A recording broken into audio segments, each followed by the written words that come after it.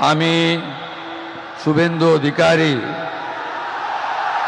ঈশ্বরের নামে শপথ করিতেছি যে বিধি দ্বারা স্থাপিত ভারতের সংবিধানের প্রতি আমি অকৃত্রিম নিষ্ঠা ও আনুগত্য পোষণ করিব। আমি ভারতের সার্বভৌমত্ব ও অখণ্ডতা রক্ষা করিব। পশ্চিমবঙ্গ রাজ্যের মুখ্যমন্ত্রী রূপে আমার কর্তব্যসমূহ নিষ্ঠাপূর্বক এবং বিবেকসম্মতভাবে নির্বাহ করিব এবং ভয় বা পক্ষপাত, প্রীতি বা বিদ্বেষ রহিত হইয়া সকল শ্রেণীর জনগণের প্রতি সংবিধান ও বিধি অনুসারে ন্যায়াচরণ করিব।